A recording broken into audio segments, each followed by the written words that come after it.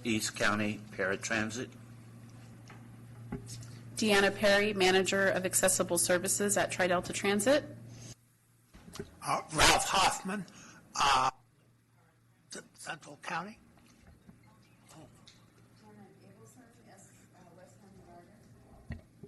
Rita Xavier, Advisory Council on Aging. Belinda Graham, City of San Pablo. Bridget Cooney, City of El Cerrito. Lori Reese-Brown, City of Richmond. My name's Vi Ibarra, Developmental Disabilities Council, Contra Costa County. Bill Chen, I'm a Central County user.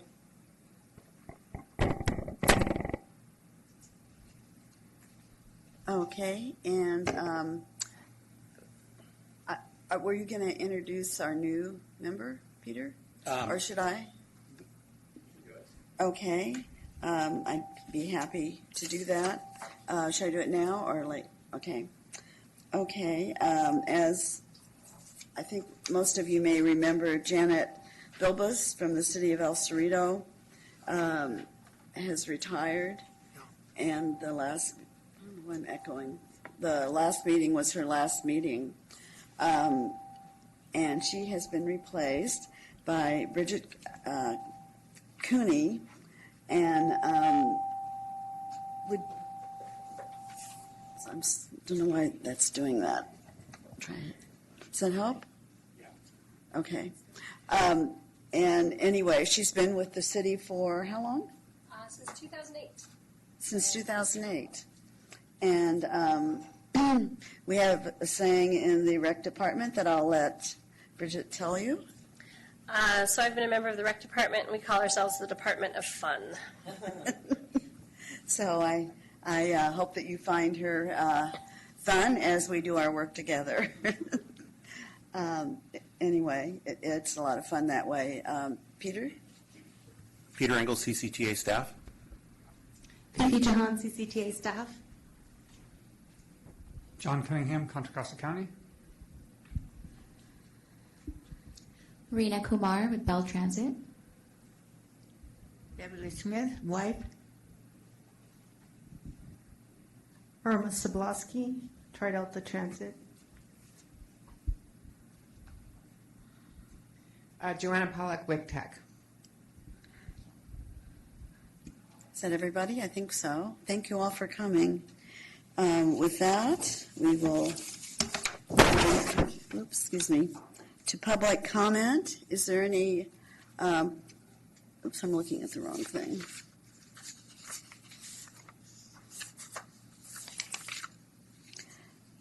There we go. So we'll move on to the next item, which is public comment. Are there any members of the public who would like to speak on items that are not on the agenda? If you want to speak on an item that is on the agenda, you're welcome to do so as we discuss each item. Are there any?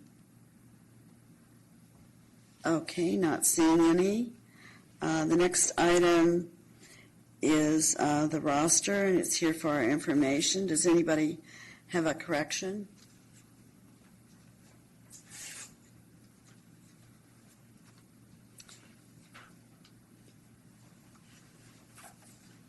Not seeing any. We'll move on. The next item is the schedule. Are there any comments on that? We meet every 2 months. Everybody okay? So we will move on to the next item, which is approval of the summary of actions from the May 21st meeting. Are there any corrections to that?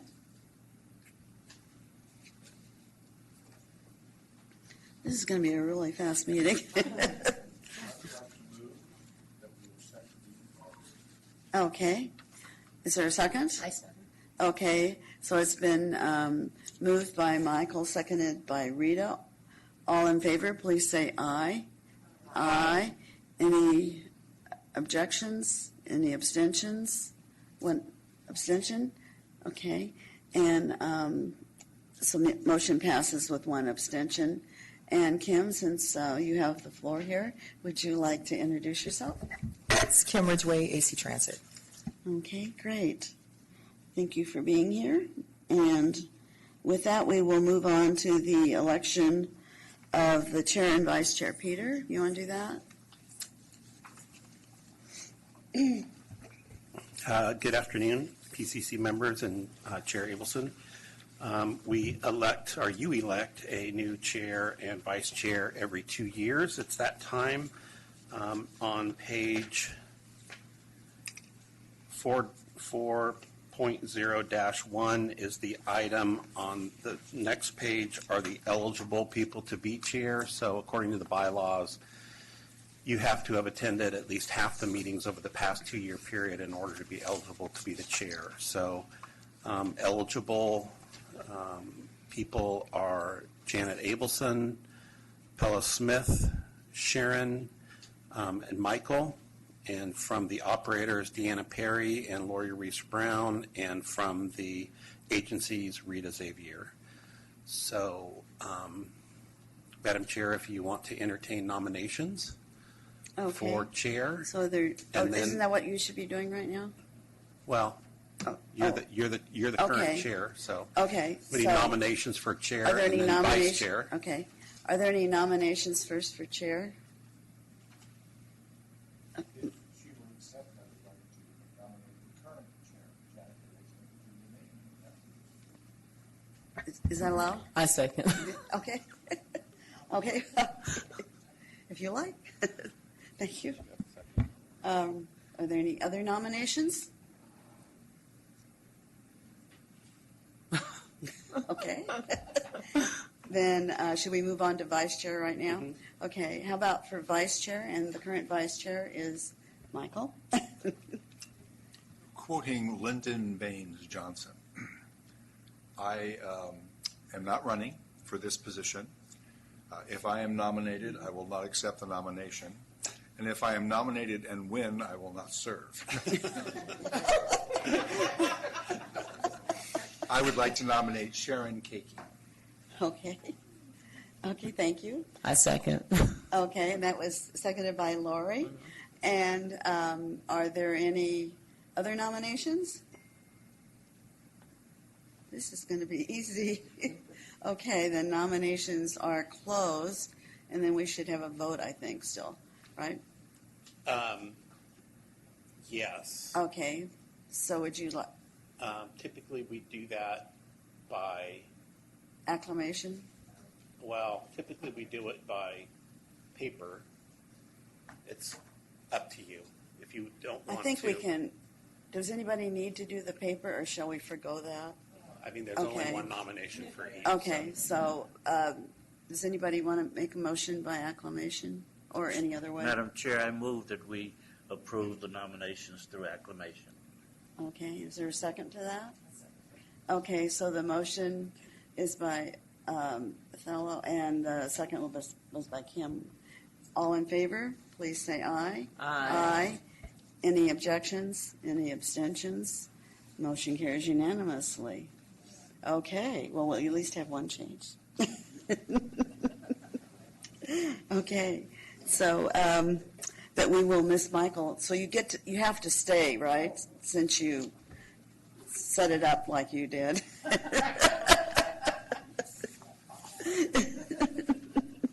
Are you going to move over next to the Department of Fun here? Figuring it's more fun. Okay, so the next item on the agenda is the City of Richmond's Paratransit update. And who's presenting that? Is that Richmond? Of course, Lori. Lori? Did you want to introduce it? Did you want to introduce it with whatever information you found or we submitted on the Measure J? Yeah, what's going on there with service. Well, our service is still operable. We are still functioning, and we are currently training with Lyft. The training includes, it's a little bit of details, but it does include getting information out to our present clients, just to inform them of how we're transitioning, and to answer any questions that they may have. Part of the training program does include basically sending letters out to all of our clients, continuing our existing service, and helping our clients, the ones who are currently enrolled, to with Lyft applications, the Lyft application either on a smartphone, a tablet, or giving them instruction on if they just call into our staff during the normal working hours, how that actually works. What we say to them in terms of, the clients switching over from, just I won't use the word switching over, but transitioning from our current Paratransit to Lyft, and how they can actually access the rides, how all the information about their aides, if their aides need to ride, that is free for their aides, giving them information that we've just dropped their prices from, the fares from $4 to $3 one way, but a total round trip is, the city would subsidize it up to $17. And answer any applicable questions that they may have, our clients may have, and then we're going to be starting more one-on-one training with our existing clients, meeting them at locations that they go to, such as the senior center. We're making appointments with some of the dialysis clinics, and pretty much like travel training to kind of go over with our clients how this whole thing folds out and works. We didn't want to just kind of, just throw them out there, on a Lyft program. We wanted to really kind of do some hand-holding so that they feel comfortable with the service. The hand-holding also includes just, getting them accustomed and used to a tablet or a smartphone, and how to use that service for those who do have one. Giving them information about just any questions that they have, but just the full picture of how this all looks and how it all unfolds. And we're not just kind of switching them over into Lyft. We're giving them an opportunity. We still have some of our drivers available, 4 to be exact, because some of them do work internally. So we do have some of our drivers who are still picking the clients up, and then just kind of transition them to the Lyft program, although none of them are taking Lyft right now, because we're still in the full training program. We may in fact continue that through the end of this year. Maybe sometime in November we'll stop. It just depends on how comfortable we can assess our clients feel with this. Does that make sense? Does that make sense to everyone? So I hope so, because that's what we're doing. So what is the difference between the transition period and the new period? Is it about new clients? Well, new clients, we're not even, if new clients we're not turning down anyone that want to be a new client to Paratransit. I think some people who have discussed their interests have heard about the Lyft program, and so we do have a few calls coming in for that. We're not pushing and marketing anything for new clients. We just have the same information that we're sending to our existing clients. We have it on our website for new clients who want to enroll into the program, and then who want to enroll into the enroll to the program. So I was just curious what you meant by you're going to keep it the same. Would that mean that through the end of the year, if somebody starts wanting to use Lyft, then you will do the orientation program for them? Well, part of that, let me answer part A of your question. So part of that is that there are some seniors and disabled persons who are able to use the Lyft service who currently use Lyft now. Okay. And so for those who currently who are familiar with Lyft, we are trying to transition them into just being more comfortable with taking Lyft on a regular basis. In terms of looking at our how we're figuring out the fares for those who are taking it, we just as we build them, or as they buy their coupon books, because they're still buying coupon books. We haven't gotten all of the partner codes, quote unquote. These are partner codes with Lyft. We haven't gotten all of those structured yet. but each individual will have a partner code. Everyone that's enrolled will have an individual partner code. We haven't gotten to that point yet because we're still going through the training process. But those who are familiar and comfortable, we are and do intend to reimburse them if their trips exceed, $17 round trip. So there are some that are taking Lyft now, but the majority of them, from my observation and from talking and speaking with staff, are still waiting to go through training, hear more about how the program's going to unfold and how they can best use it for those who feel really uncomfortable with it. What part B your question was? Well, I'm one of those people who's never used it. So, so maybe that's why I'm asking my question. Maybe my question just already got answered. I do want to also address the disabled patrons or clients who are using the power wheelchairs. The city will continue to have that service for power wheelchairs. We did speak with Lyft, and Lyft is able to accommodate wheelchair clients where wheelchairs can't fit in vehicles when they can't fit in their vehicles. And I think we're talking, and this may be probably just like something in the future, but we're already talking about looking at contracting out with transportation providers who can accompany power wheelchairs.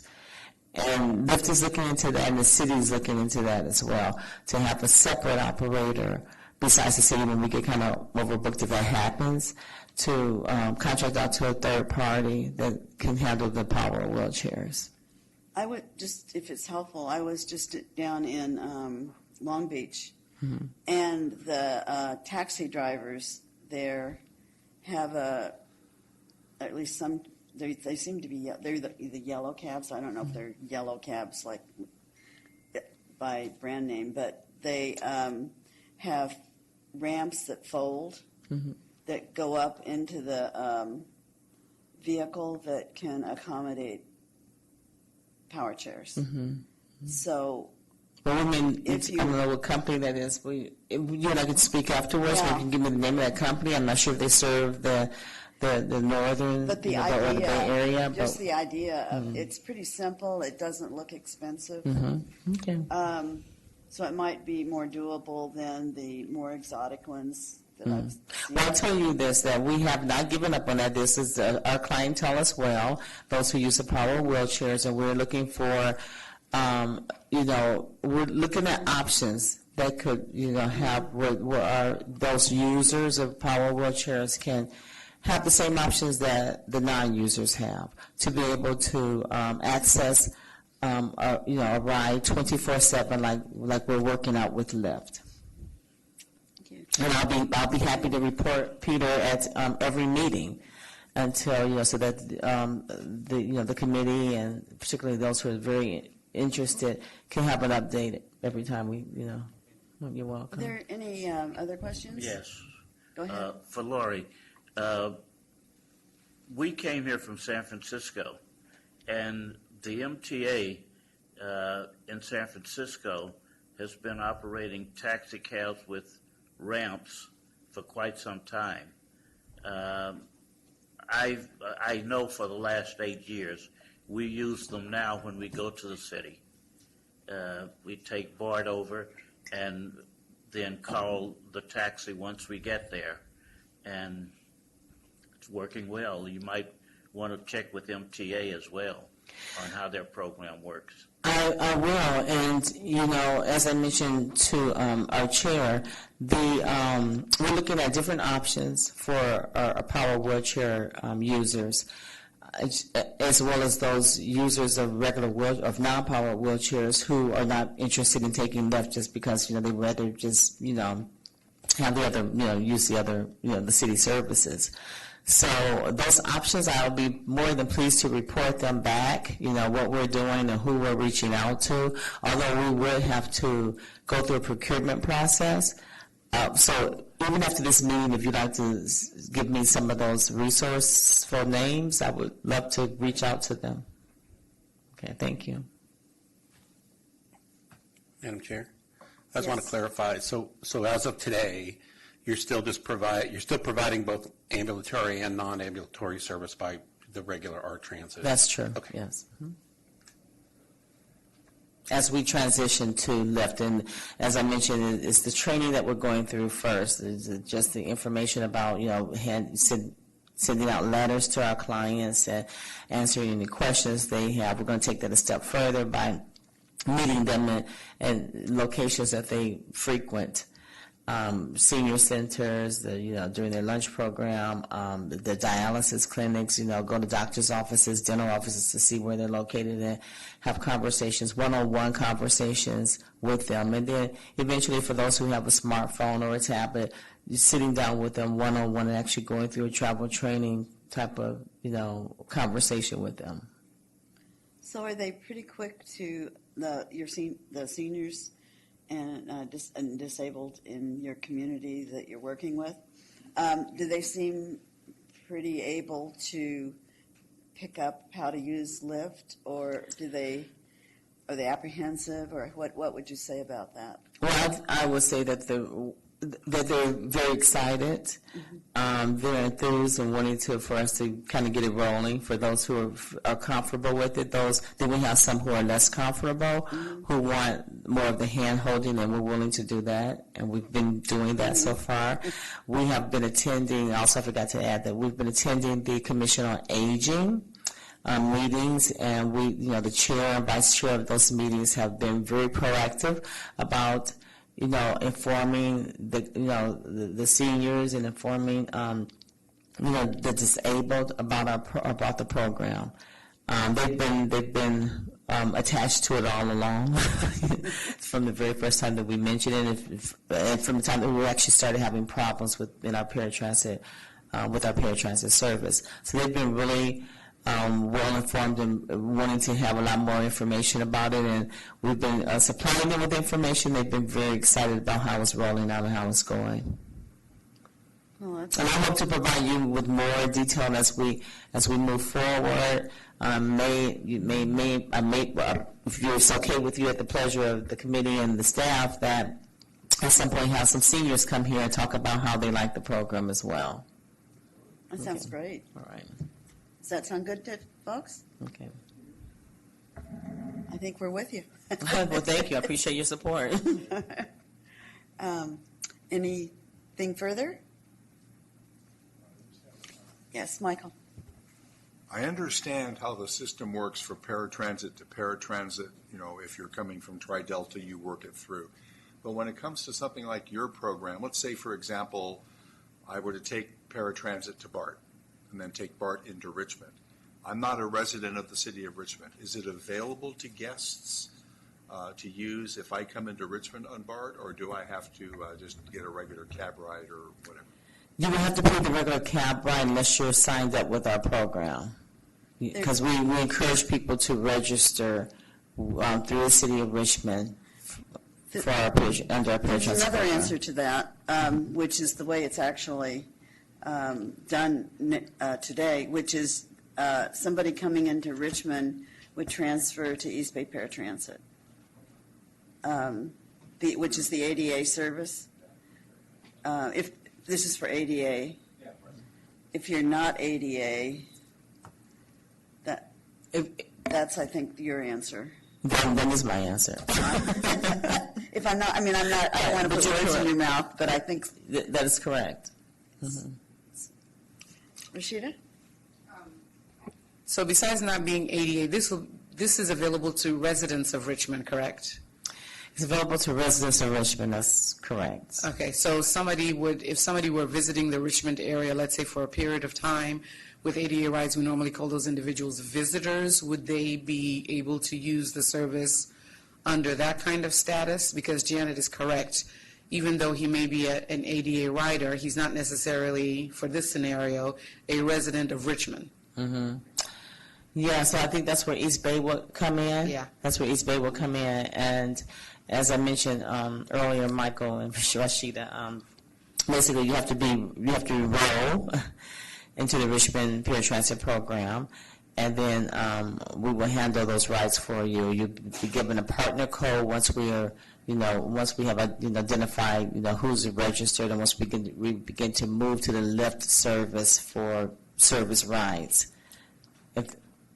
So the example that I would bring, let's say, for example, I belong to Kaiser, and I have a certain medical condition, and they're saying, well, you need to go to the Richmond facility. Would that enable me to register with the city of Richmond, since it would be on a... You have to be a Richmond resident. Okay, thank you. Yeah. You're welcome. So what happened to the other service areas that you were serving? We still have the service areas. So that when you say Richmond, you're including, for example, Kensington, the unincorporated areas? We include those areas that we travel or assist our patrons to.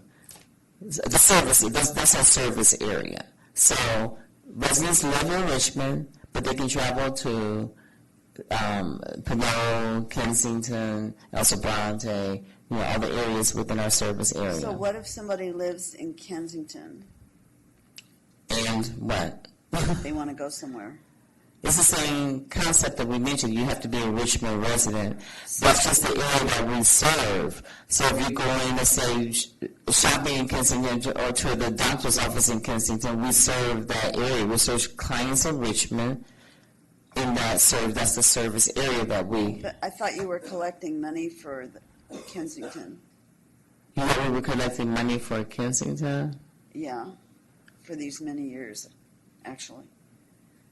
Is that... Well, to my understanding,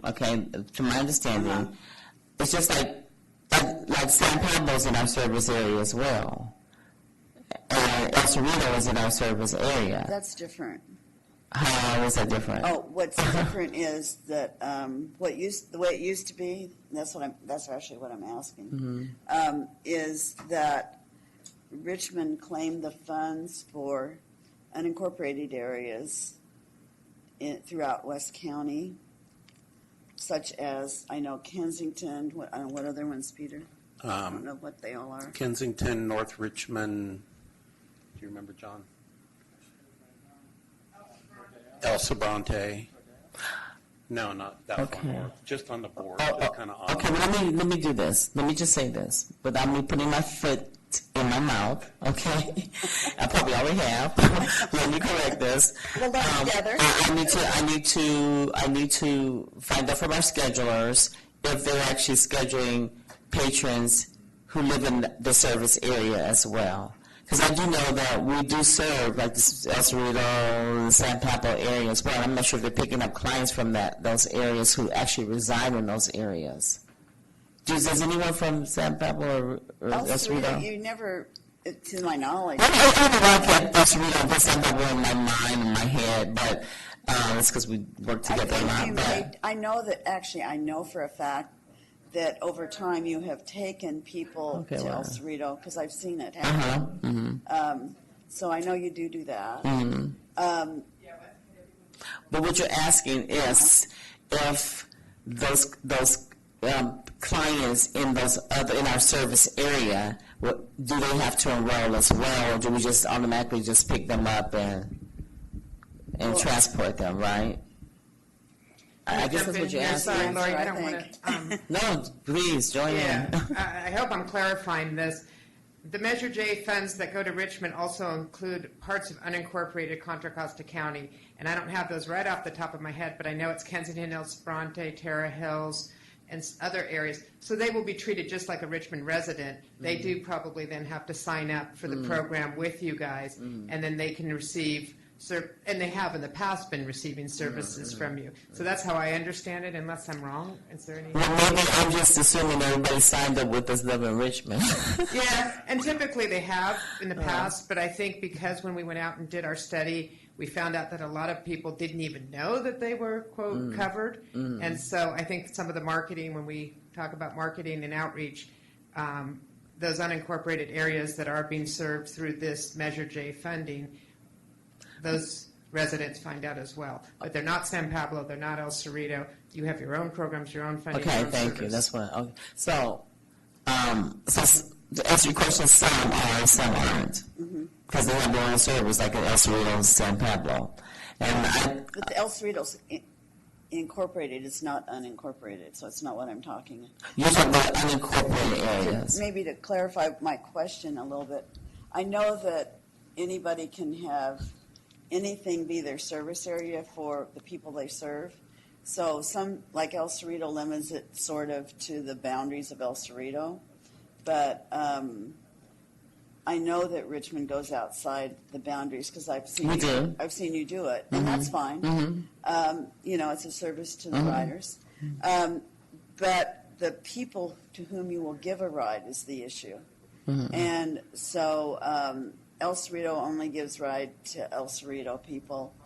As far as I know, every other jurisdiction is the same way.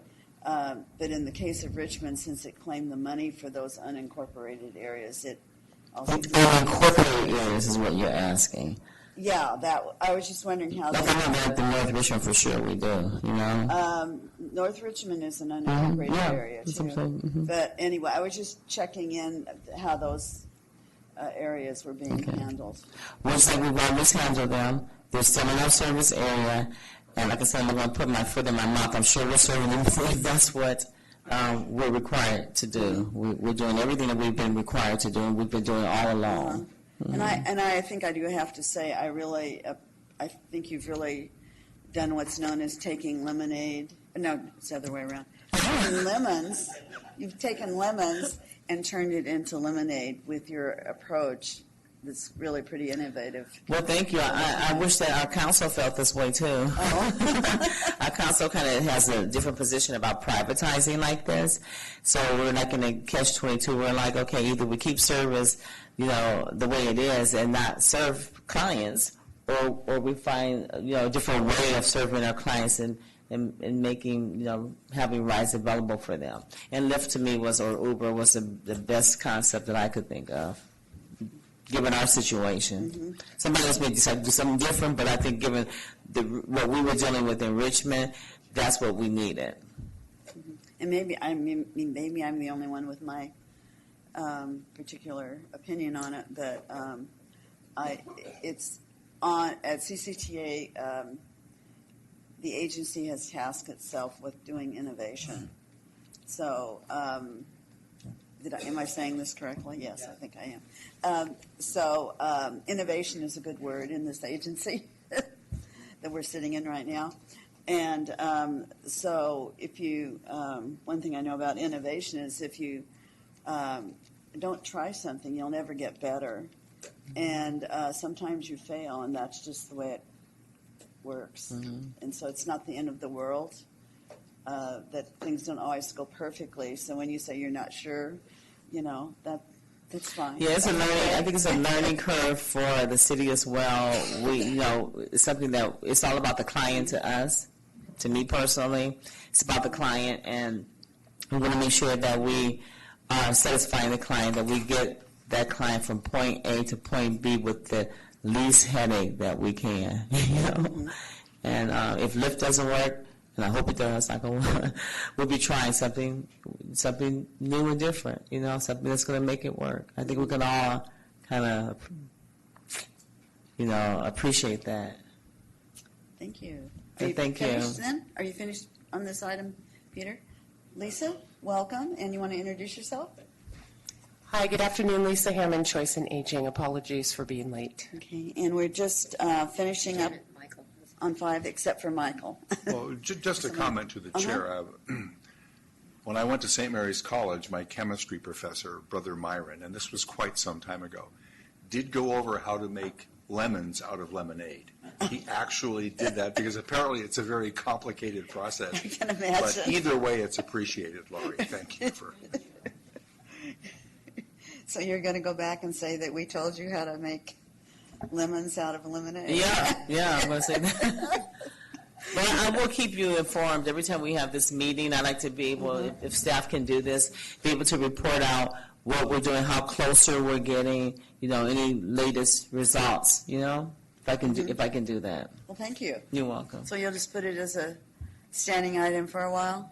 I mean, not forever, probably. Yeah, but for the moment, let's just say. And thank you so much for keeping us apprised. Sounds like we're your support group, huh? Okay, the next item on the agenda is item number 6, an update on the status of the Accessible Transportation Strategy Plan. Peter, is that you? Yeah, I'll kick it off here, and then I'll turn it over to John. So we applied for a Caltrans Sustainable Community Planning Grant and received $340,000 to prepare the strategic ATS, Accessible Transportation Strategic Plan, we call the ATS plan. And John's going to talk a little bit about that. I'll steal a little bit of his thunder here as to the idea of the Accessible Transportation Strategic Plan came up during the Transportation Sales Tax Measure J, in which there was a pot of funds, I think it was 5.4% of the annual funding was going to go towards accessible transportation, paratransit, transportation for seniors, people with disabilities, both ADA and non-ADA. But we didn't really have a formula on how we're going to allocate that. And so the idea of this plan was to help us look at different ways that funding could be spent to best serve both seniors and people with disabilities. So when the measure failed, it came up again as part of our countywide transportation planning process that the authority continue to try and develop or find ways to develop this ATS plan. So John and I, the county and I, have been working together to put this together. The county's interest in this is transportation services that they're required to provide by statute in the state for people that work in particular, or not people that work, clients of particular county programs, health programs, and aging programs and things like that. Some of these departments are required to provide transportation, and so it's important to the county to recognize what those are and what they cost and how those can be served within the county. So with that, I'm going to turn it over to John Cunningham, and he's going to go through this presentation. Great. Thank you, Peter. Again, my name is John Cunningham. I'm a transportation planner with Contra Costa County. Peter went over all the introductory comments. One thing that we've become very aware of is that accessible transportation is not kind of a defined term, and it's not an industry standard reference. And so I just want to very quickly go over the definitions of what we mean when we say accessible transportation. With this plan, the ATS plan, we're going to cover the following services. The Americans with Disabilities Act, Paratransit, I think we're all familiar with that. We include that in the umbrella of the ATS plan. Also included are senior transportation programs, very often operated by cities. I think there's a number of operators here today.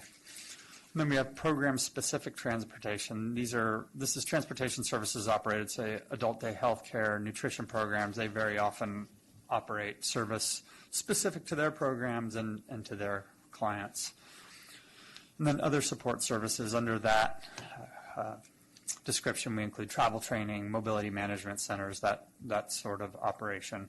And then also included with the ATS plan is different administrative or institutional arrangements that are available to provide or arrange this type of service. This includes mobility management centers, brokerages. There's even a mechanism defined in state statute called the Consolidated Transportation Services Agency that we're going to look at as a part of this study. So why are we going to conduct the ATS plan now? For staff specifically, we have adopted policy that we're following. But before we get into that kind of bureaucratic description, we'll back up and provide kind of the underlying reason for that. And the graph in front of you really tells the story, and that is the demographic inevitable that is very often referred to as the silver tsunami or the aging tsunami. Basically, the population being served by this type of service is growing, and it's set to grow even faster. So that's the primary driver for conducting this plan. However, there's a number of other kind of magnifying issues, and I'm just going to mention one right now, and that is service cost. the cost of providing paratransit or demand response service is rising faster than other types of public transit, fixed route, for example. So the combination of these two factors, when you put them together, it basically results in the current system, both operationally and fiscally, being unsustainable. So again, Peter mentioned Measure X. We were looking ahead at that time, and we wanted to get out in front of this program, and so we initiated this study. So moving on from the demographics, and Peter already touched on this, so I'm not going to dwell on this slide for too long. The conduct of the Accessible Transportation Strategic Plan was originally brought up during the sales tax effort for Measure X. That, of course, unfortunately failed. After that effort was over, the 27 countywide transportation plan was adopted, and it included, as an implementation action, this plan we have before you today. And after the countywide transportation plan was adopted, that's when staff went after the Caltrans grant that Peter mentioned in the beginning. So what is it going to do? Get down to it here a little bit. I'm just going to give you some three summary points, and if you have questions you want me to drill down further, we can go ahead and do that. The first step, the first task that we're going to do is review the existing individual operations, some of which I mentioned at the beginning when I defined the accessible transportation phrase. So we're going to analyze city programs, ADA paratransit operations, program-specific operations. I mentioned some of those as well. We want to establish consistent reporting metrics to the extent possible with these different operations. So it's basically analyzing all those types of operations in the county. This step is going to result in both short and long-term recommendations. Then a parallel step is going to be do a countywide review of the potential for a more coordinated program. So there are numerous models with potential for countywide implementation. Well, with each model, there is some centralization and some coordination of functions. Some of those would be minor, some major. Again, with this step, I mentioned the Consolidated Transportation Services Agency, the CTSA, will examine that model with this step. Similar to the first step, there'll be short and long-term recommendations. And then the third step, it might seem like this should go without saying, is to develop a phased implementation plan. And unfortunately, plans of this type and this service area very often face barriers to implementation, and we'll get into that in a minute, but it's just to say that this needs to be a very deliberate part of the plan, the implementation step. The last bullet on the last slide, I mentioned there's challenges in this service sector. For some reason, this area of the service sector, nationwide, I'm not even speaking of Contra Costa or California, it's difficult to make progress in this area, and this is generally the unintended consequence of siloed funding and siloed programs. You have dozens, if not hundreds, of different state, federal, local programs that provide little slices of funding for transportation, and when people try and organize it, it's a big ask. Complications are so prevalent in this sector. There seems to be an entire industry built around analyzing why studies and plans of this type fail to move ahead or fail to reach implementation. And you see just a screenshot of a bunch of the studies on your screen there. As I mentioned, Contra Costa is not immune from these difficulties in implementation. We've done our own studies in 1990, 2004, and 2013. The majority of the recommendations of all these studies have not been implemented. So if you combine the last slide that we looked at, all the studies and analysis on the problems, the barriers to implementation, we looked at the own recommendations and our own studies. We developed what we hope is a deliberate process to assure success with this effort that we're initiating now. When we looked at those previous studies, they highlighted some of the common barriers to success. I'm just going to talk about a couple of those barriers on this slide. This is kind of the bulk of the presentation here, where most of the work went, and we'd like to get feedback at the end. But the largest barrier to success is the diffused responsibility and authority. And this is what I mentioned before with the funding silos and programs. Authority and responsibility in this field is diffused across different agencies, different industries, and different geographies. Not only that, but the kind of the institutional philosophy with these different programs are often different. You have social service, public health, civil rights, public transit. All of these are coming together in this service sector, and very often they're going in opposite directions. And so our own study that we conducted in 2013, the mobility management study, described this very situation. It described it as follows, quoting the study, the lack of a structural platform being a major impediment to action. So that's one barrier. And how are we addressing this? The first thing we've been doing is outreach, substantial outreach. CCTA and the county have worked and collaborated with 2 different mobility management groups during the Measure X and countywide transportation plan process. There's a group in West County, and then there's more of a central county group that has been meeting, and so we've been attending those. In addition to that, and more specifically, CCTA and county staff have met individually with each transit district to check in with them on CCTA and the county initiating this effort, checking in with their comfort level. We have not yet met with AC Transit, but we have a meeting scheduled for October 5th with the general manager and staff. Our next approach to addressing this barrier is we are proposing that each participating entity with the study sign on to a memorandum of understanding. The MOU is establishing a commitment to the process and agreeing to take formal action on the recommendations of the study. In addition, it is a requirement of the grant. It was included in the submittal to Caltrans. And then finally, our last tool to address the diffused responsibility issue is, I think for the first time, CCTA and the county are working together on this and presenting a unified front. And so we're hoping that this kind of critical mass of representation kind of gets people pointed in one direction. And so the next barrier to success that we found when we reviewed the studies, and this is, again, probably goes without saying, is money. It's the money. And I think there is very often a misunderstanding that because what we are essentially doing is restructuring or reorganizing existing funded programs, that no additional funding or staff resources is necessary, and that is just not the case.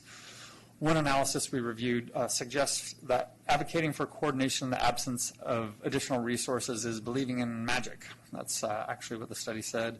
And then another study described advocating for coordination without funding as a way to avoid talking about solutions that are too painful. And so what's the obvious approach to funding is to get more money. This plan will have the very typical chapter funding recommendations. However, staff is not relying on that, nor are we waiting for that to come to pass. We have already started developing strategies to fund the recommendations. We are not, at this point, ruling out legislation. We have some potential strategies for a legislative solution to funding that's not ready to be rolled out yet. We're hoping to bring it out here in the near future. And so this is our final slide. This information has been on the street for about a month now. We've received some feedback from folks, including some folks up in the committee today. And the first feedback we received was from the September 5th CCTA Planning Committee meeting. And that was concerns relative to the fact that we're doing a countywide study, except that we're also including a bi-county agency, AC Transit. So there is a mismatch in terms of kind of geographic authority. And so it's a valid question. It's a concern. We don't have an answer today, but it's certainly something we're going to ask our consultant to look into, ask them if they have experience in other areas, and how we can reconcile the differences with doing the countywide study with an entity such as AC Transit. And then we also received individual comments via email and other written comments. One concern, and I think it's a very valid concern, is relative to the committee structure that I believe is in the packet. And there's 3 different committees, there's a number of members, and the concern is that with such a large number of people and that number of committees, that it's really going to slow down the process. And that's a concern that staff has. And again, that's something we don't have an answer for today, but we'll work with our consultant to try and mitigate that. We have the robust committee structure for good reason. We want a lot of experienced input on this study, but at the same time, the point is well taken. We need to be able to expeditiously conduct a study. And then one other concern that was raised is that given the population, the sensitivity, the vulnerable nature of the population, we want to be sure that we insulate the existing paratransit clients and the providers from any service degradation or disruption. And that's basically, we want a commitment to keep everybody whole. Obviously we're going to take a look at service levels, but we want to not compromise anything. And so that's a valid comment. That was a great comment. We're going to include that commitment in the MOU and in the scope of work, and then make sure that the consultant sticks to that principle. And then the other that I mentioned earlier is the MOU. There was concerns relative to how this collaborative effort can commit or force agencies to take action at the end of the study with recommendations, and that is not the intent of the MOU at all. It is largely a commitment to collaboration. It's the spirit of cooperation is what we're asking people to commit to. It has the typical recitals with roles and responsibilities. The only really thing that we're asking that the agencies do is at the end of the study, at their board, review the recommendations and take action. And that action is of their own choosing. It could be, reject the recommendations, ignore them, adopt, approve. Again, it's an open question that will be put to each participating agency. And then the last comment that we received is, as I mentioned in an earlier slide, we've done a number of past studies, and the comment was, please review those past studies. If there's good information, take them and carry them forward into the new studies, and don't reinvent the wheel. And that concludes my presentation. Be happy to try and answer any questions. John, what will happen if Proposition 6 passes in November? I don't believe that Prop 6 should have a material impact on this particular service sector. I know the transit agency's got a big, I don't know, they got a bump in Prop 6. I would defer to the transit staff on the board to let them say how that would impact their operation. But if Prop 6 passes, this particular grant is funded with pre-Prop 6 dollars, so this money is not going to get taken back. The study will move ahead.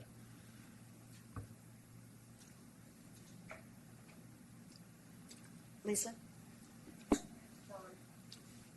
John, I think I asked you this before, but can you please remind me, is it just the county and CCTA that are signing on the MOU, or other agencies that are going to be involved?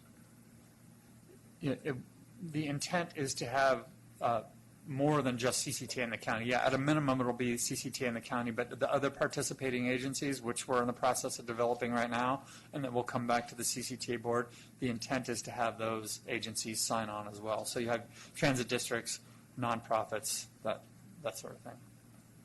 Because most of the MOU is associated with cooperation in participating in the study itself, is, I think, at a minimum, and we'll still run this by the CCTA board, is that any participant in one of the oversight committees that represents an agency or a service, that they would sign on to it, because we want their commitment for the process associated with the development of the So study. there's no users then? There are users. Then how would they sign on? Well, that's it. So the users are in their own separate committee. So theoretically, we wouldn't have to have them sign on. Just the agencies that have the potential. So users of the system aren't on any of the other committees? Or, They're on. We have a user committee, specifically a user committee. No, but why are they siloed? Is my question, I guess. Just because we want to be able to get their input separately of being influenced by some of the agencies that might also be on that particular committee. One could say that they're also being ignored for that reason. So, If you'd like to make a comment on the structures that are being proposed, we certainly take that forward. I think you answered my question, but I was wondering, have you talked with the ones that need to use like the handicap? Myself, I'm handicapped even though it doesn't show it.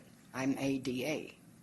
But have you asked people what they might need along with going with the county and the Antioch's Paratransit? Yeah, so there's, in the scope of work, there's significant public outreach, and it will be to the populations that are using the service.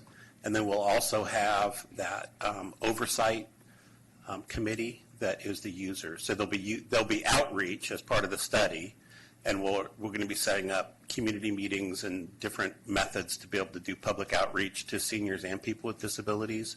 And then we'll also be able to bring that information back to the technical advisory committee as well as the user advisory committee to get their input as to what we're hearing from the public. So a significant portion of this study is going to be outreach to users of the service. Lisa? I just had a follow-up question on the MOU. I was just wondering if you might want to word it like a letter agreement, a cooperative agreement, something that I think most agencies, if they see MOU, they have to run it by attorneys. And I'm just wondering, because of the number of agencies that might be involved and might be signing it, that may slow it down with legal review. And if you just want to get the cooperation, the coordination, and a lot of those things, but you're not asking for funding, you're not, those type of things, that it might be a different structure that would be better suited for this so that it could get through the process faster. Just a suggestion. Thank you, Lisa. So Madam Chair? Go ahead. Yes, John, I found it very interesting, barriers to success in your presentation. And I've spoke on this before, but the diffused area of responsibility and the funding.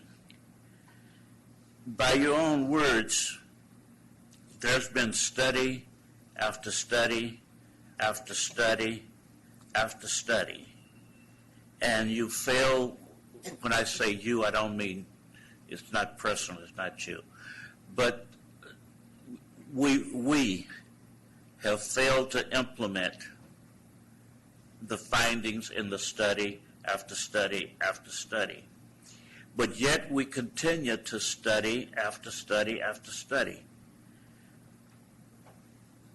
Why, what I would like to see you do, instead of this MOU you're sending out now, I would like to see you come back to this commission with a report to us on the studies you've done just over the last 10 years, the amount of money that we've spent doing studies, the number of implementation items that we fail to implement, and if those items were implemented, where would we be now? Would we still be at the point where we're doing another study to study the studies?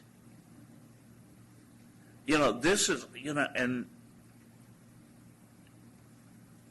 this is very serious, because the seniors and the disabled community, we're told constantly that we're not funded enough. We can't get certain services because it's not being funded. But yet we can somehow magically come up with the funds to fund another study.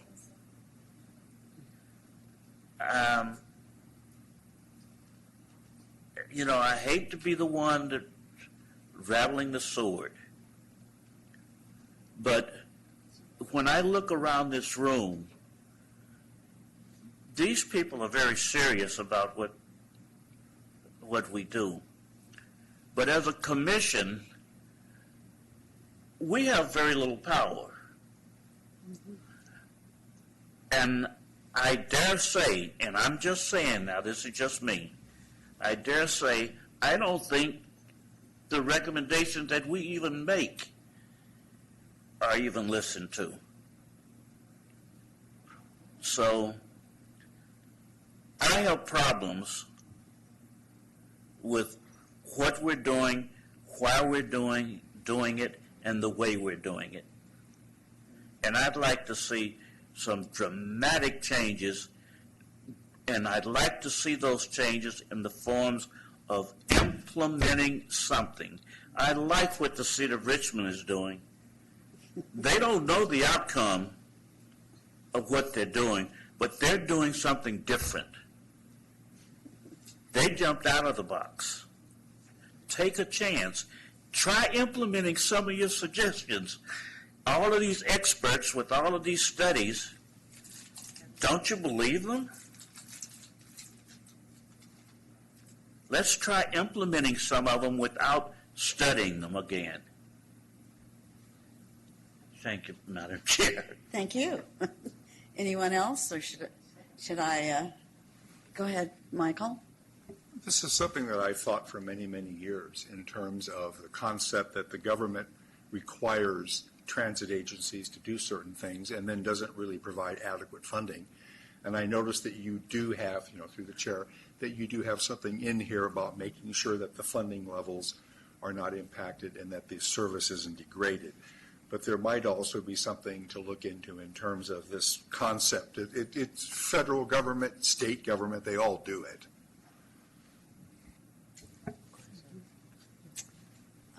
I have a question on another.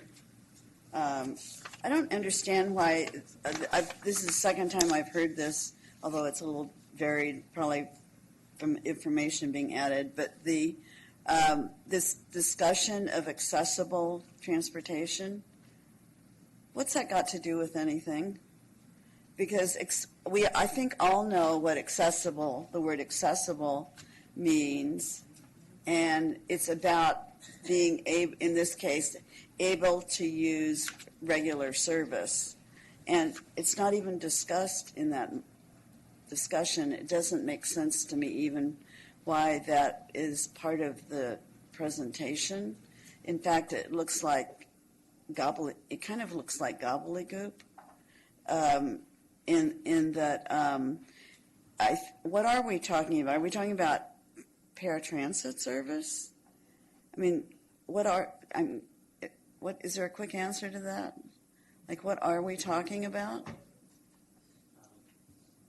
I'm pretty confused. So we're talking about paratransit service. Why don't we just say And we're talking about non-ADA paratransit service for seniors that aren't necessarily what historically has been considered paratransit service. So, in other words, we're talking about accessible transportation and service. Okay, and service for people with. So then, why do we have it under accessible transportation? And seniors. It's just a shorter term rather than listing our those five service different. is defined in Measure J. It includes service for seniors who are not, who have no disabilities. So this doesn't even refer, I mean, I don't even know why we have this definition in this presentation, actually, because that's what our Measure J calls for. So what is this about? Why is this here? And I don't mean that meanly. I just mean I don't get it. This is here just to describe the types of transportation services the study is going to look at.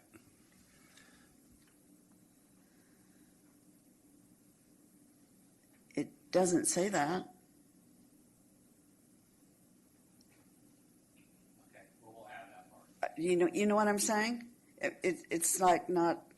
It's confusing to me. It's confusing, and it was confusing the first time, and I didn't mention it, but it's confusing what we're actually talking about. So we're talking about paratransit versus fixed, we're not talking about fixed route, right? Correct.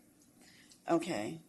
So maybe if we could use the word paratransit to describe what we are talking about, that would be helpful. And whether accessible transportation, buses are a form currently of accessible transportation, so it's sort of doubly, that's why I'm getting doubly kind of confused about it. I wasn't quite sure what we were talking about. And under the ADA, buses are required to be accessible. So that's why I mean, it's kind of a mixed up term. There's no reason that this term has to be here, is there? Is it coming from somewhere else? Like from whoever is paying for this study? I was going to ask that. Okay. We're just trying, it was just a term that we thought was all encompassing. We can take a look at redefining it. Okay.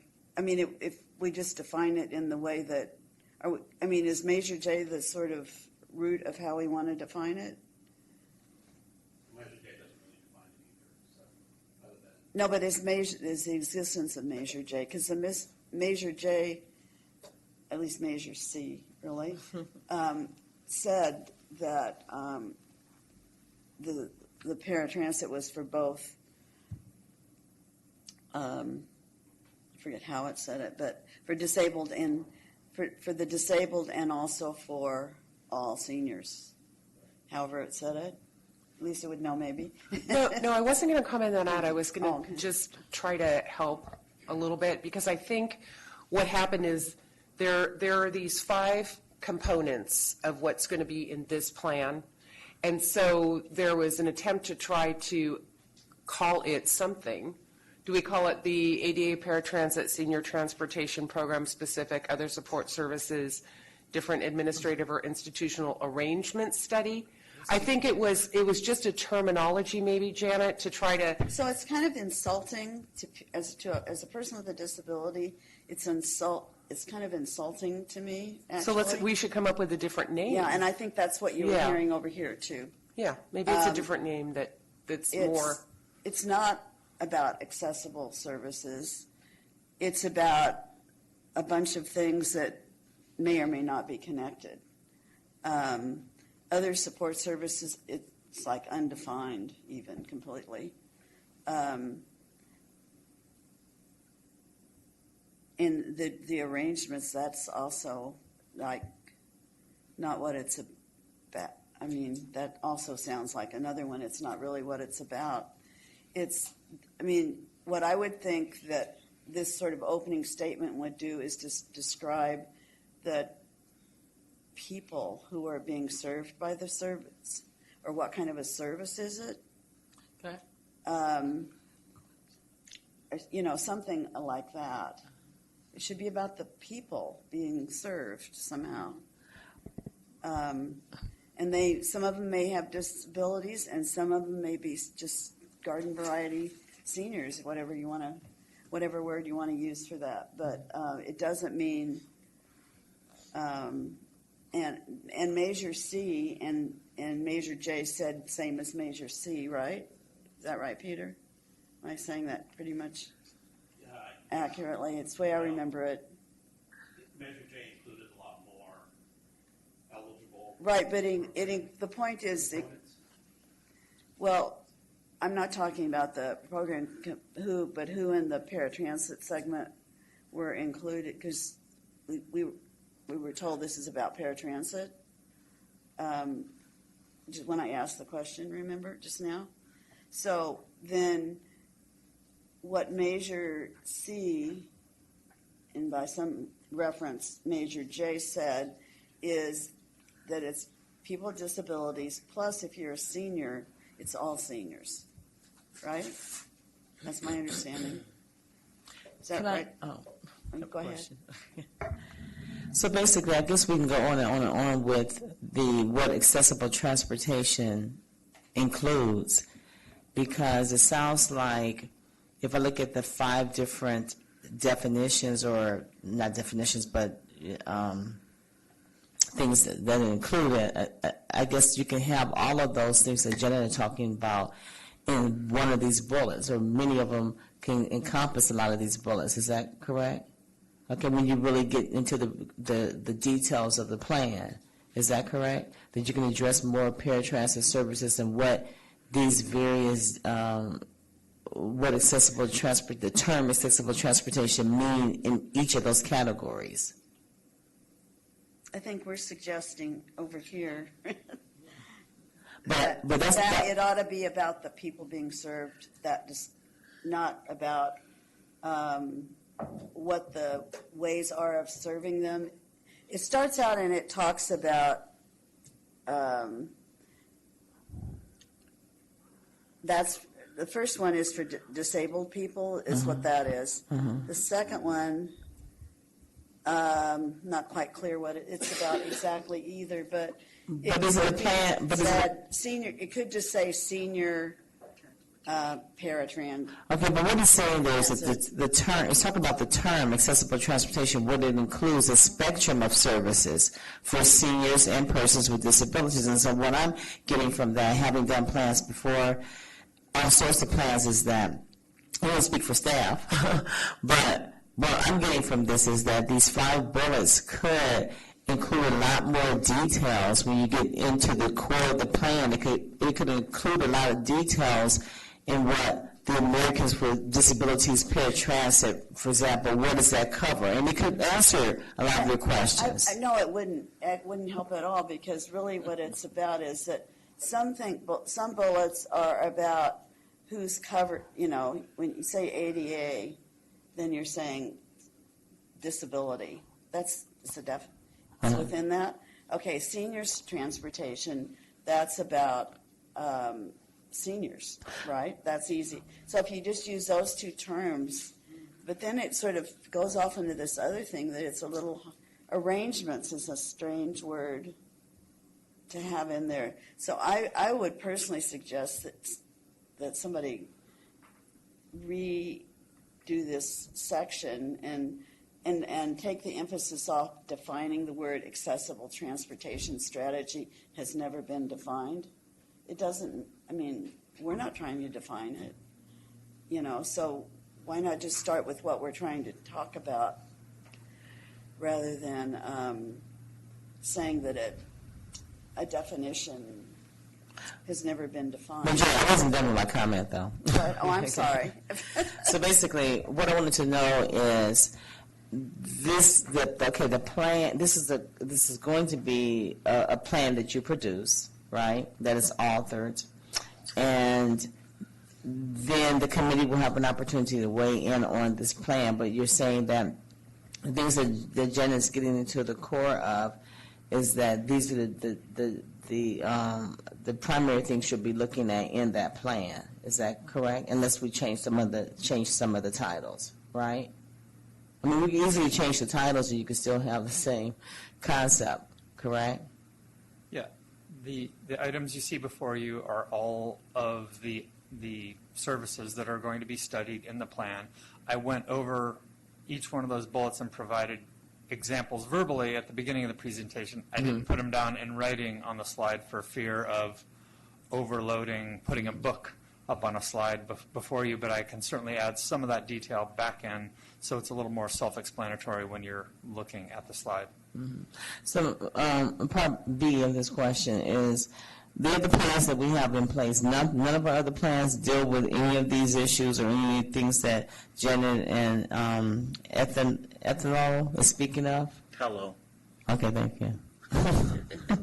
No, they absolutely do. And Committee Member Smith hit the nail on the head. Some of the information that he asked for, staff has already produced. We've kind of put that pressure on ourselves. We've scanned the previous studies. We scan the recommendations. We have a table on what's been implemented, what hasn't, and so it's that information is valuable. And as we mentioned in one of the earlier slides, we are going to bring that information forward and ask the question: well, why haven't we done that? What do we need to do to get these this implementation to occur? Okay, so we fast tracked this then. this particular plan right here, as opposed to something that we can implement, a service that we can implement, the funding for this plan, is it funding that can be used for implementing the service, or is it funding that has to be dedicated to another plan? The funding that we're using to conduct this study, Yes. this money cannot be used for operations. It Okay. cannot be used for implementation. It's for a plan. It's a planning grant. It's a Caltrans planning grant. It's not available for any of those other uses. Okay, so I think that's what the committee needs to understand, that when we go after some of these grants, they're specific to certain things. Like this is a grant where you have to do a study. You just can't provide a service. It has to be a study that's conducted.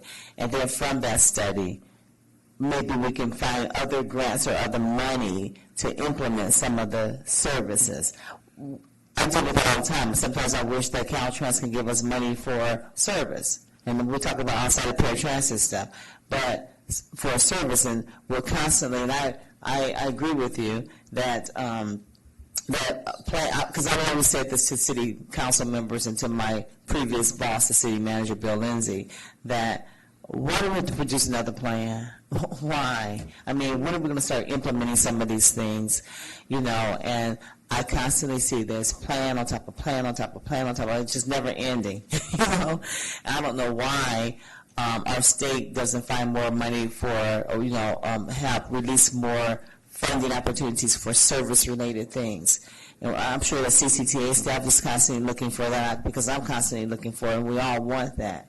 But I think that what staff is saying today is that this is a plan that we have to put. Now, we can get the plan details later, but this is a plan that we have to produce, because it's the grant that we're subject to adhering to for a planning study. Rashida? A couple of things. Regarding the barriers, I know that the 211 and the one click, one call has been instituted. Has there been any thoughts or plans to expand that when it comes to one platform? Because when we talked about the different agencies and the controlling authorities, it's been a few years now since that has come about. We were hoping to see it kind of expand so that it covered some of the gaps in services. That's the first comment. And then the second comment was about the plan, the multiple plans, and without having seen specifically the other plans that were mentioned, but a study on what it'll take for the existing agencies to fulfill their gaps, so that the wheel is not reinvented. AC Transit spent a lot of work putting themselves together. What are they missing? Are they missing another $43 million? How do they come about the $43 million? These are the 17 grants that you can apply for to get the $43 million. County Connection, do you need more than $7 million to do yours? Well, a study that basically looks at these different agencies and these different entities to find what are their gaps in services and where they can go to look for the money to expand. Because we will be the same agencies that are going to be servicing these individuals 2030, well, we hope we're the same agencies servicing these individuals in the year 2030. But how do we go about expanding our current program? We know that cities are going to grow larger, people are going to get older, so it's not about necessarily bringing new services, but a plan that tells us, or a study that tells us, if County Connection were to partner up with Tri-Delta, this is the gap that they could fill. If El Cerrito, San Pablo, and City of Richmond were to partner up based on the study that we did, this is the gap that they could fill. So not a plan to tell us what we know is necessarily missing, but a plan that tells us how we can partner and what funds we need to be looking at, so that we not just have a plan, but we actually have a direction. So I know that 10 years from now, there's a specific money that has been told to me in this plan that I need to be shooting for, because my ridership would have gone up 10%. That's it. Thank you. Madam Chair. Who's speaking? Yeah. Oh, okay, please. Yes. Going back to your comments, Madam Chair, and John, this accessible transportation strategic plan, again, I agree, the word accessible is very broad. And the problem I have with that word is, and Laurie mentioned it, on how it's defined and interpreted by others. It scares me that using a term like that 3-4 years down the road, when everybody's forgotten about the discussions we're having here now, all of a sudden Tri-Delta decides they need more money and siphon off money that could have gone to paratransit. Now, I'm not saying they're going to do that, because paratransit, Tri-Delta is very, very good. Very good. Are you saying that because I'm your ride home? So, you know how I feel about being stranded now. Why can't you simply call this what it is? If this is for paratransit, why can't you call the plan Paratransit Transportation Strategic Plan? Because it's not just for paratransit. It includes a number of other different services and different structures. I'd be happy to go over it in more detail, but it includes, city-based senior transportation programs, much like San Pablo provides. You have program-specific transportation that adult day healthcare provides, nutrition program provides. That's not exactly paratransit. It's definitely not ADA paratransit. We're also going to include travel training. We're also going to include mobility management centers. None of those are specifically paratransit. Is that first thing you were talking about transportation? Transportation related. What does that mean? How is nutrition related to transportation? Because they operate transportation programs with public dollars, and we want to make sure public dollars are spent effectively as possible. It's not the nutrition. It's not the Contra Costa Cafe. It's how agencies are getting people to it and home. Yeah, I just feel that, that word accessible, I'm agreeing with Janet on that. That's very broad. And it's left open for interpretation. Also, how is the nutrition program? What's the payment arrangement? I can't remember. Is it $1? It's free? Well, it depends. My understanding is the county negotiated different rates with different operators. So it depends on who you talk to. So what's the maximum? Does anybody know? Do you know, John? Because I thought it was unbelievably low rate. Well, they just pay a portion of the fare that the person pays. So why are we asking that question, I guess, then? Maybe the service can be provided by somebody else more efficiently, more effectively, at a different rate. When it's already really low? I don't know. The cost of the service is one thing. What a person pays for it is another. Right, I know. But, for example, in my city, the person providing the ride is either East Bay Paratransit or the city of El Cerrito.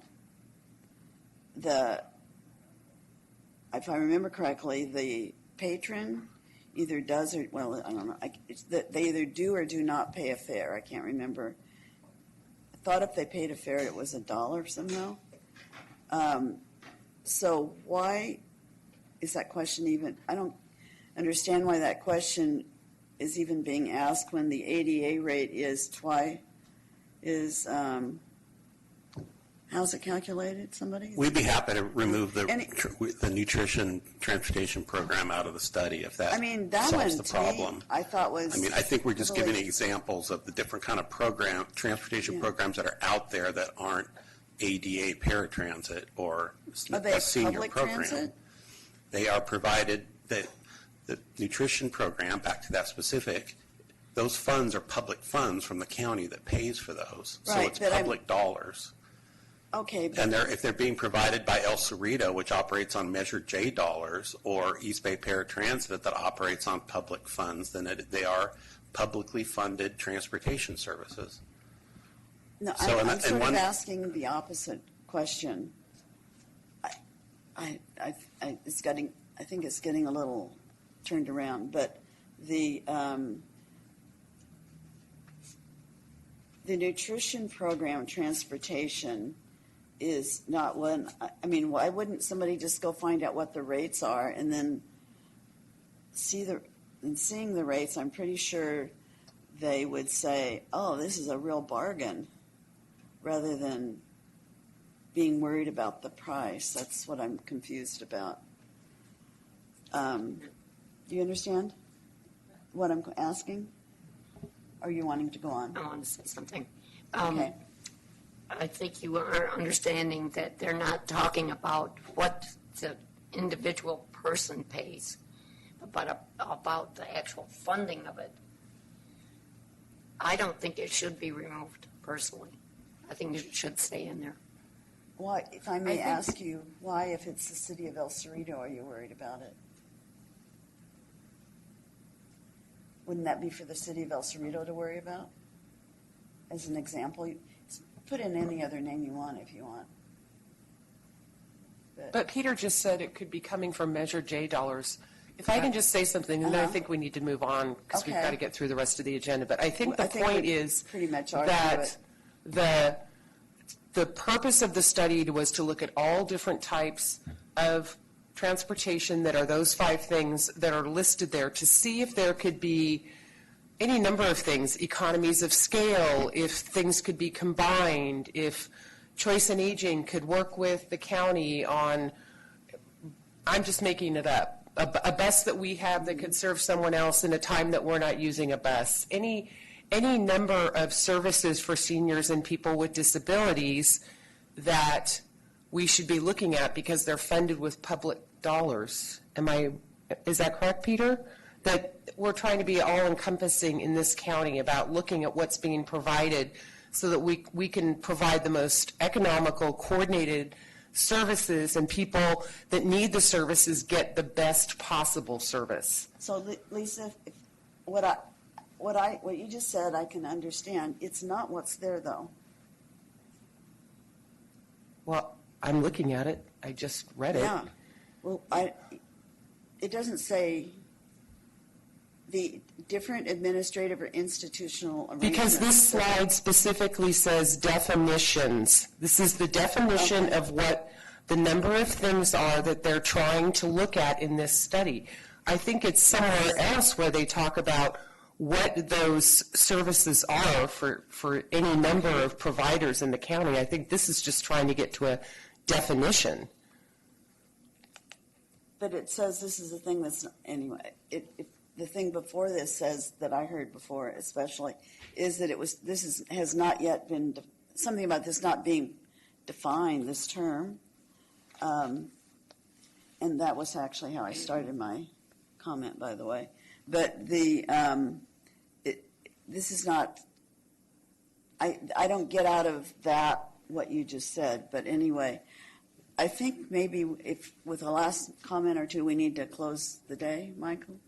Yeah, I just wanted to remind the committee that one of the things we can vote on is to not approve this study, and also we can direct the staff to investigate another way of putting it, because that's one of the 2 options that's listed here. These are choices that we can make when we send it to them. So are you wanting to make that motion, and are you maybe Yes, thank you. supporting Rashida or something, or in what she said?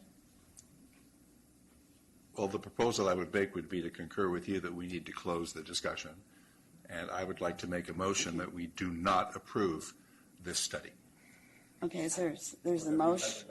Okay, so Michael made that a motion. We do not. Not recommend that the CCTA board. I second it. Do this study. Is that the right way to say it? Okay, and it's been seconded by Ralph. Okay, any further last minute comments? Okay, so we're ready to vote.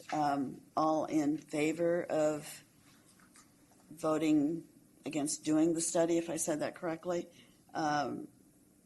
Raise your hand, maybe. So there's 2, so it failed. Where's the third? I'm sorry. No, it's that I can't see through there. Okay, so there were 3.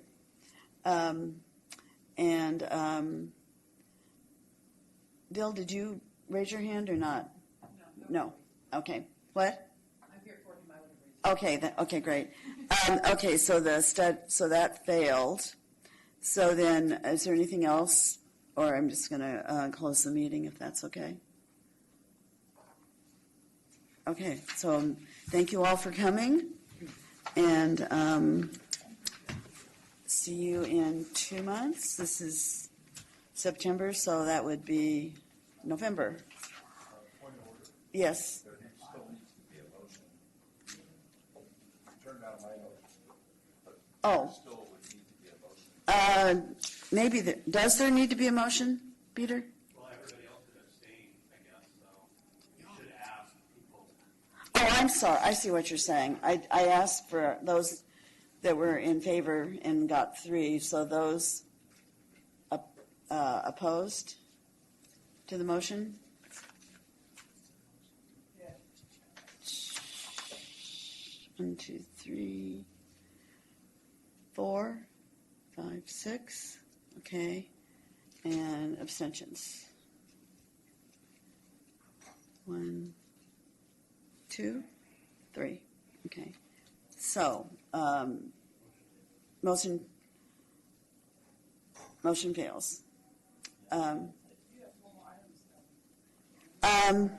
So I was thinking that we would, so I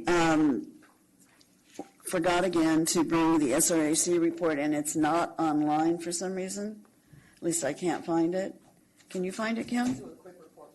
Okay. Yeah. Could you also note that it's not online, and it's not mailed to me? It's not mailed, which is so the ongoing problem. Yeah. At the last SRAC meeting of East Bay Paratransit, there was a discussion of a study that that Nelson Nygaard is going to conduct on behalf of East Bay Paratransit that looks at the impacts of regional trips and also the increase of demand from the regional center of the East Bay. So that study should be completed by November, I believe, and we should have another update at the next SRAC meeting. The SRAC also approved the action of the staff to update the rider's guide with language that contains, or categorizing, I should say, the practice and pattern of making and then canceling multiple trips from the same location. So, for instance, if an East Bay Paratransit rider decides they want to go to the mall, then they'll make a return trip at 1 o'clock, and then a return trip at 2 o'clock, and a return trip at 3 o'clock to give them time to return. And what it does, it impacts the system in itself, so it's kind of a fraudulent way of getting return trips. So there'll be a language added to the rider's guide in regards to that. That language is coming back to the next SRAC meeting for the committee to approve. They also received the broker's report, which is standard. And the final thing was the East Bay Paratransit staff will start doing a quarterly report on driver recruitment and retention. So we'll be seeing that as well. Any questions? Okay, then the next item is the Senior Mobility Action Council report. Do we know who's giving that? Well, there's a number of people here that are on the committee, but I think the biggest thing was we just had an emergency preparedness event at Rossmore, not specifically for Rossmore, but the Rossmore Event Center. We were able to secure that venue, but a number of people in this room worked on that, and it was an incredible event. And I think we had maybe, I might get the numbers wrong, but around 400 sign up and maybe 350 attend, with breakfast provided, coffee provided, lunch provided, and everyone got an emergency preparedness kit, which was actually a bucket filled with a number of different items in case of an emergency. And so I think people felt that it was really well received and a really good use of time. And I know the Senior Mobility Action Council spent a lot of time and many meetings getting this organized, and a lot of volunteers put it together. So I don't know if anybody, and Rashida spoke. A number of people spoke, so it was great. Thank you. Okay, future agenda items?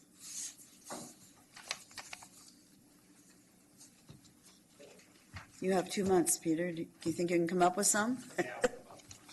Okay, now, and then you've looked at Thanksgiving versus in 2 months? That's November? It's on our, I mean, we have. I think right now we're good. We're good, okay. As it gets closer, we'll poll everybody. If there's no critical information. Okay. Usually the worst thing that happens is the flu or something along those lines, if it happens. Any news to share quickly? Yes. We have a new employee in my department at Tri-Delta Transit. Finally, we have an accessible services coordinator, Irma Sableski, and she came from First Transit. She has about 20 years experience at First and was the lead scheduler. So I'm happy to say that she's now working for Tri-Delta Transit. Okay, welcome. And she will be my alternate. Okay, super. Thank you. Welcome. And I have some news. We've been going through, First Transit happens to be our provider, so we've been going through some changes in the management at First Transit. They are on their last 10 months of their contract before County Connection releases another RFP, which is supposed to start July 1 of next year.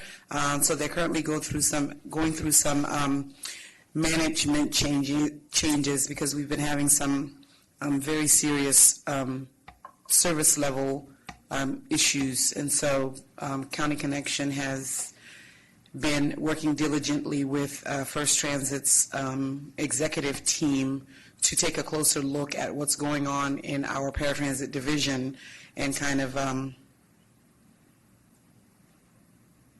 bring them back up to speed, so to speak.